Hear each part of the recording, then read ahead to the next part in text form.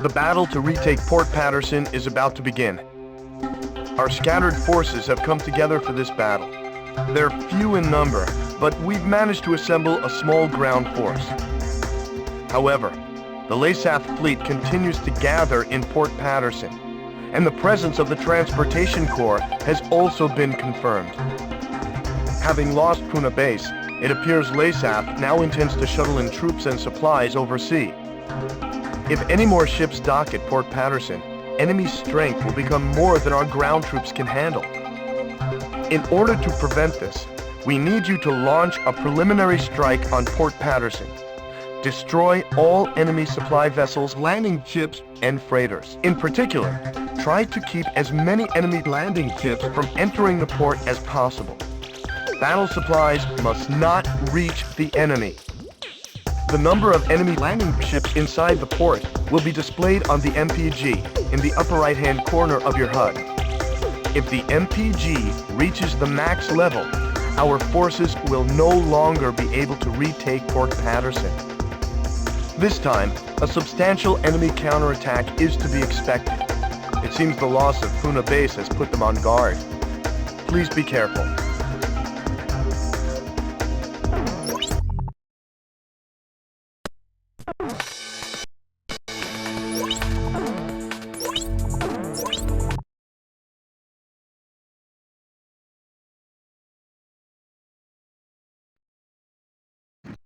Griffith 1, you are cleared for takeoff.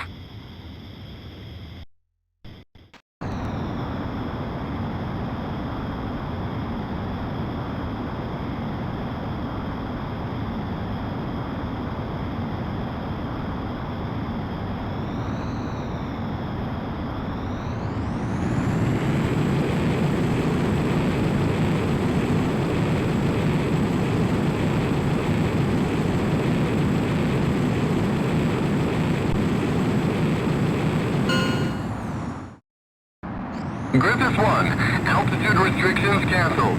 Return to your mission. Good luck.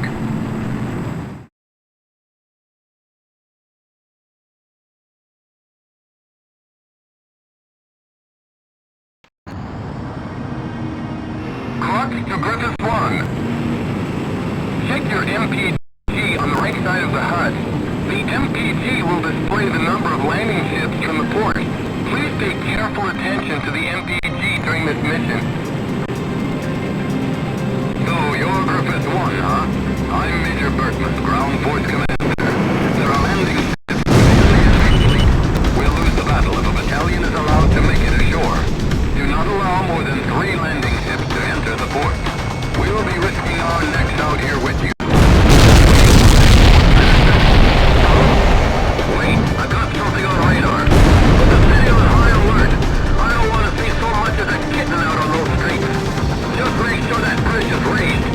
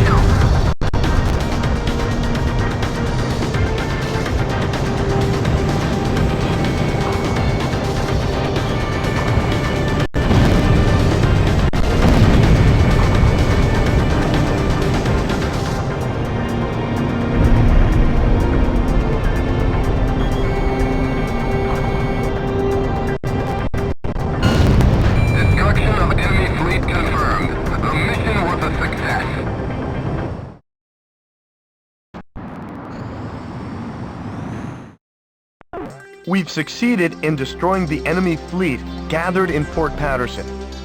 Our ground troops scored a major victory by using the chaos caused by our attack to storm in and secure the port. We freed Port Patterson from the hands of the enemy. It's still kind of hard to believe.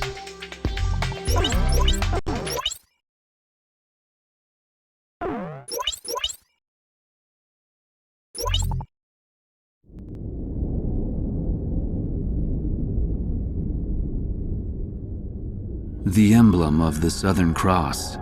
It was on that very day that the aircraft bearing the mark of the Southern Hemisphere brought about the defeat of Laysath forces. But the story barely made the news, and the Army showed no apparent reaction.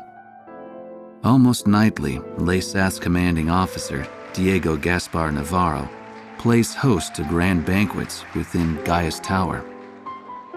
This evening, he is once again proudly trumpeting the glory of his airborne fortress. I've heard the speech so many times, it feels like I wrote it. Which, in a way, is a good thing, because it lets me concentrate on enjoying the food instead. As I gazed out the window at the night sky, I felt as if even the phases of the moon were somehow at odds with those of the Northern Hemisphere.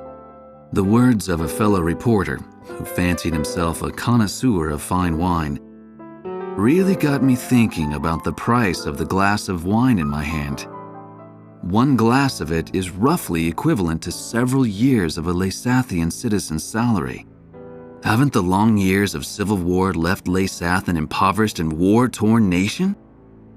Whatever the case, much is unclear about the flow of money in Laysath.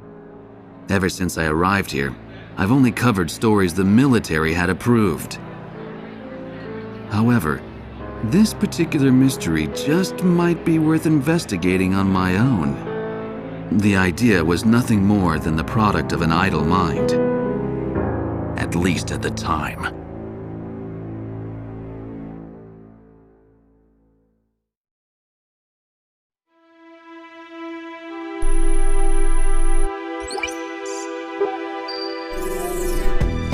Okay, let's get started with a report of the situation. I think our best option under the circumstances would be to head towards Santa Elva. Santa Elva is a strategic location that we have to pass through to get to the capital, Griswold. However, there are several other strategic points on the way to Santa Elva. Which points you choose and in what order you do so is up to you. It looks like your decisions will affect the course of this battle. I know it's an immense responsibility, but there's no one else to count on. We're relying on you to get us through this. It appears that the enemy's Miller unit is gathering at Kings Hill. It looks like they're trying to take back Port Patterson. I wonder what they're up to. Next, we have reports that the Allied Davis unit is cut off at Stand Canyon. Gleipnir took off from Puna Base and is currently standing by at Terminus Island. With the long strike range of the Gleipnir, there's not much our forces can do. It appears that the enemy is moving towards Stand Canyon to eliminate our remaining forces. We'll need those remaining forces in our attack on Santa Elva, so I think we should probably send help. If left alone, they'll be helpless against the aerial fortress, just like what happened to us at Cape Aubrey. Also, Santa Elva is a key location for the enemy, and I think they'll concentrate their forces there. We'll have major problems if they send in their aerial fortress. I'll give you more details once you decide on a route. Please tell me which route you plan to take.